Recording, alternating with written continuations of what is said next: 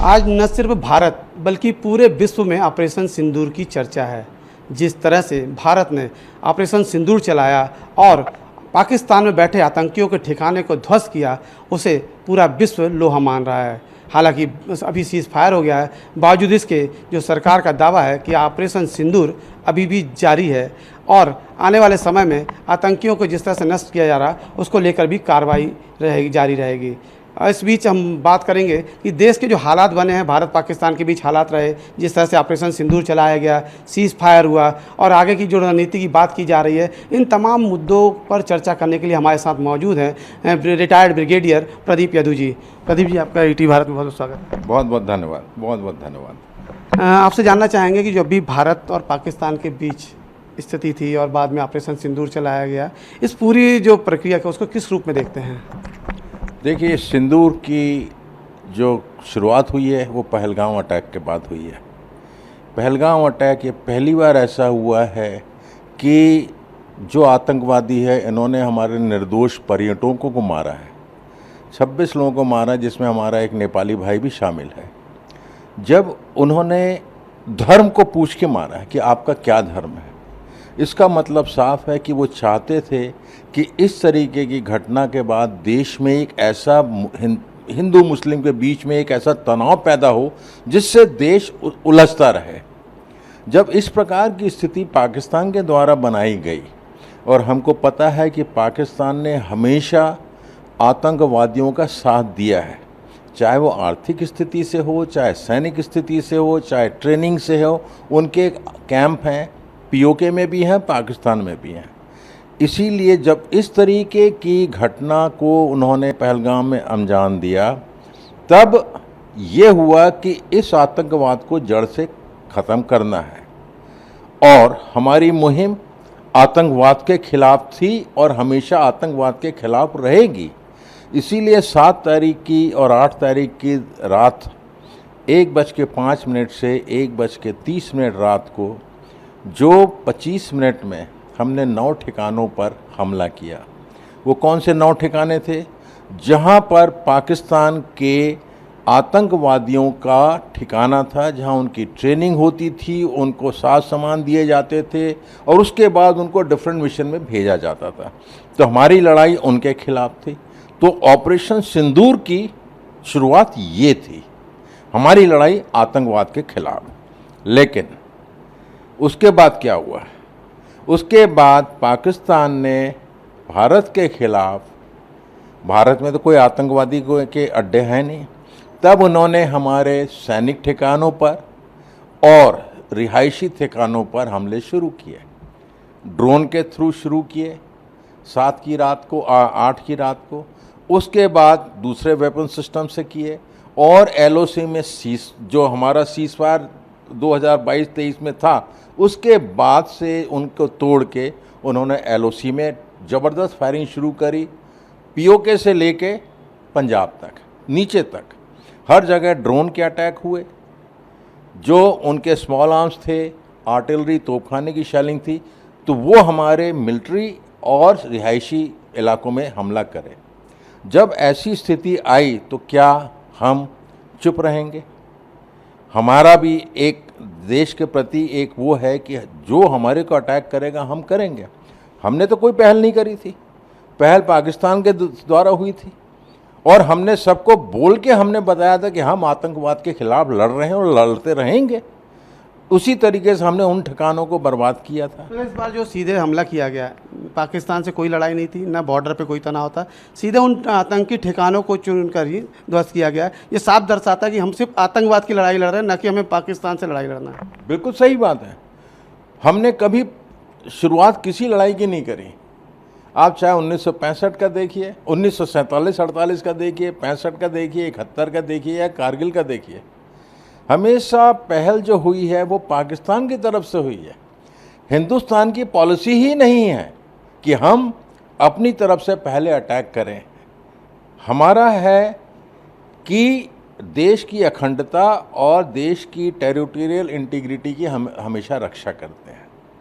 लेकिन पीओके का जो है, उसकी जो भौगोलिक स्थिति है, जो आज इसको एलओसी कहते हैं, वो भारत का हिस्सा है। भारत का हिस्सा है, तो वहाँ पे पाकिस्तान उसको दावा करता है, लेकिन उसका दावा गलत है।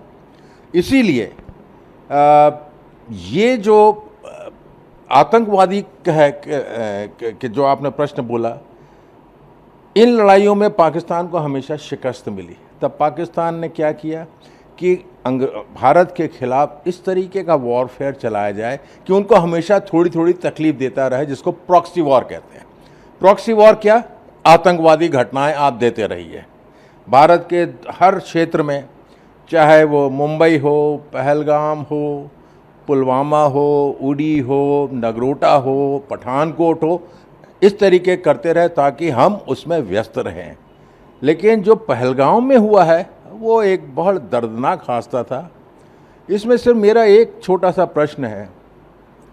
जैसे आपने देखा होगा जो यूके में जो पाकिस्तानी एम्बेसडर है उनका इंटरव्यू था, उन्होंने कहा कि भारत सिर्फ पाकिस्तान को एक उनको आक्षेप लगाता है लेकिन कोई सबूत नहीं देता, जबकि भारत ने हमेशा सबूत दिए हैं। इस बार तो आतंकियों के शव यात्रा में अधिकारी शामिल थे, पाकिस्तान के सेना अधिकारी। जब वो मसूद अजहर मसूद के जो करीबी मारे गए 8-10, उसमें जो जनाजे उनके थे रखे हुए थे, उसमें कौन था?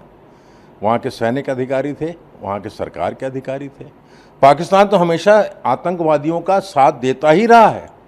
मैं साहब सिर्फ ये कहना चाहता हूँ कि अगर पहलगाम में जो 4 आतंकवादी जिन्होंने ये दर्दनाक हत्याकांड को अंजाम दिया है, जिसके बाद आज ये विषम स्थिति पैदा हुई है, अगर इन 4 आतंकवादियों में एक भी पकड़ा जाता तो हम वो उसके पूरे सबूत एक बार फिर पाकिस्तान को देते, जो हमेशा देते आए हैं, लेकिन वो अभी तक नहीं हुआ है। और इसीलिए उनमें से एक भी अगर पकड़ा जाए तो आप देखिए पाकिस्तान मुंह दिखाने लायक नहीं रहेगा। सबूत को मानता भी नहीं है पाकिस्तान, उसको नकार देता है। पहले भी कई घटनाएं हुई, उसको लेकर सबूत भारत ने साफ दिया है, लेकिन पाकिस्तान उसे सिरे से नकार देता है। अगर पाकिस्तान इस तरीके की कार्रवाई करता है, वो बेशक, आप मुझे बताइए, क्या कोई चोर अपने आप को कभी चोर कहता है जब तक वो पकड़ाया ना जाए और जब तक उसको घोषित ना किया जाए न्यायालय से कि हाँ ये चोर था, तब वो मानता कि हाँ मैंने चोरी करी। पाकिस्तान हमेशा ये बोलेगा कि हमने तो कुछ किया ही नहीं है, हमने पूरे सबूत दिए हैं। लेकिन इससे चाहे पाकिस्तान माने या ना माने, लेकिन जो संदेश विश्व को जाता है कि हाँ पाकिस्तान आतंकवादियों का सरगनों को रखता है, उनका साथ देता है। दूसरा, पहलगाम के बाद ये बहुत अच्छा एक मौका है भारत के पास कि भारत संसद में पाकिस्तान को एक आतंकवादी देश घोषित करे। अगर भारत ये पहल करेगा, ये कदम उठाएगा कि पाकिस्तान एक टेररिस्ट स्टेट है, ये खुद में एक बहुत बड़ा कदम होगा। और ये बिल्कुल सही समय है कि हमको उसको संसद में ऑफिशियली पाकिस्तान को एक टेररिस्ट स्टेट घोषित करना चाहिए। अच्छा, इस युद्ध के बाद जो भारत की रणनीति रही, जैसे विदेश मंत्रियों से मिले, सब जगह गए, सभी जगहों से बात की, और दूसरी तरफ हमला भी करते रहे आतंकियों के खिलाफ, उस पूरी रणनीति को किस रूप में देखते हैं? देखिए, जो सिंदूर है वो एक भारतीय सेना का एक ऑपरेशन था। वो ऑपरेशन क्यों हुआ, किन कारणों से हुआ, इस प्रश्न का उत्तर देना मैं उचित नहीं समझूंगा। ये प्रश्न आप उन राजनेताओं से पूछिए जो कूटनीतिक, जो भारत की डिप्लोमेसी डिसाइड करते हैं, फॉरेन पॉलिसी डिसाइड करते हैं। लेकिन कहीं ना कहीं तो शायद कोई चूक हुई हमसे। अगर वो चूक हुई है तो इसका क्यों हुआ है, इसका प्रश्न का उत्तर आप उनसे पूछिए। लेकिन एक भारतीय सेना का नुमाइंदा होने के कारण, मैंने खुद 40 साल नौकरी करी है, जो सेना का ऑपरेशन था एक बहुत अच्छी तरीके से चल रहा था। और इसमें कोई शक नहीं है कि भारतीय सेना ने हमेशा देश में कोई भी विषम स्थिति आई हो, सेना ने उस स्थिति को सम किया है, उस विषम परिस्थितियों को सामान्य किया है। ये भारतीय सेना का कर्तव्य है, मैं ये कहना चाहूँगा। लेकिन जो डिप्लोमेसी है बहुत सारे इंटरव्यूज़ दुनिया के चैनल्स में चल रहे हैं। सिर्फ भारत के जो मीडिया है सिर्फ भारत में तो नहीं है, पूरे विश्व में है। आप उन विश्व के जो चैनल्स हैं उनको देखिए, सुनिए, उनका विश्लेषण सुनिए। आपको बहुत सारी चीज़ों की जानकारी मिलेगी कि हमसे कहाँ चूक हुई है, अगर हुई है तो क्यों हुई है, कौन इसकी जवाबदेही लेगा, पाकिस्तान की क्या गलतियां हैं, उसको किस हिसाब से हमको पूरे विश्व के सामने लाना चाहिए। तो ये प्रश्न का उत्तर वो पहले बेहतर दे सकेंगे। जहाँ तक सिंदूर का सवाल है, भारतीय सेना ने जो काम किया है, और अभी सीज़ फायर तो हुआ है, लेकिन ये सीज़ फायर कब तक चलेगा, कब तक नहीं चलेगा, ये कहना इस समय मुश्किल है। 1971 में की बात की, उस समय भी सीज़ फायर हुआ था, कारगिल में हुआ, अभी 2021 की बात की, सीज़ फायर लगातार, लेकिन पाकिस्तान लगातार उसका उल्लंघन करता रहा है। तो आने वाले समय में भी इसकी संभावना ज़्यादा रहेगी। बिल्कुल हो सकता है, क्योंकि पाकिस्तान का जो फॉरेन पॉलिसी है वो इस बात पर आधारित है कि उसने हमेशा, हर समय, हर वक्त भारत का विरोध करना है, चाहे प्रत्यक्ष तरीके से था, चाहे अप्रत्यक्ष तरीके से। ये उसकी फॉरेन पॉलिसी का एक आधार है। इसीलिए वो चाहता है कि पाकिस्तान हमेशा लाइमलाइट में रहे, और लाइमलाइट में जब वो पाकिस्तान रहेगा, और ख़ासकर जब उसके बाद एटॉमिक वेपन्स हैं जितने भी हैं, तब क्या होता है, पूरे विश्व का फोकस उसकी तरफ आकर्षित हो जाता है। ओहो, पाकिस्तान और इंडिया के बीच में टेंशन है, दोनों के पास न्यूक्लियर वेपन्स हैं, कहीं एक्सकलेट ना हो जाए, कहीं बढ़ ना जाए, और ऐसी स्थिति ना आ जाए कि ये हमारे हाथ के कंट्रोल से बाहर हो जाए। तो बहुत सारी चीज़ें हैं, लेकिन अगर उन अवस्थाओं में भी भारत की जो शक्ति है पाकिस्तान से कहीं ज़्यादा है, इसमें कोई शक नहीं है। और भारत कभी नहीं चाहता कि हम किसी इस तरीके के जो छोटे ऑपरेशंस हो रहे हैं, चाहे वो कारगिल हुआ, लोकलाइज्ड वॉर था, सिंदूर भी टेररिस्ट के खिलाफ था, हम नहीं चाहते इसको एक्सकलेट करें, इसको बढ़ाएं। हमारी लड़ाई आतंकवाद के खिलाफ थी और है, और रहनी भी चाहिए। अच्छा, पाकिस्तान की जो आर्थिक स्थिति है, जिस तरह से कर्ज में डूबा हुआ है, खाने की स्थिति नहीं है, ऐसा देखने को आता है, महंगाई बढ़ गई है, इस स्थिति में क्या युद्ध झेल सकता है पाकिस्तान? और उसने जो पहल की थी, युद्ध करने की तैयारी की थी। पाकिस्तान की आर्थिक स्थिति इतनी बदतर है कि वो अपने देश के बाशिंदों की जो रोज़मर्रा चीज़ों की ज़रूरतें हैं वो भी शायद पूरा नहीं कर पा रहा है। आप उसकी जीडीपी देखिए, आप उसकी पर कैपिटा इनकम देखिए, देश के करीब 135 से 136 देशों में उसकी स्थिति 112वीं 113वीं आती है।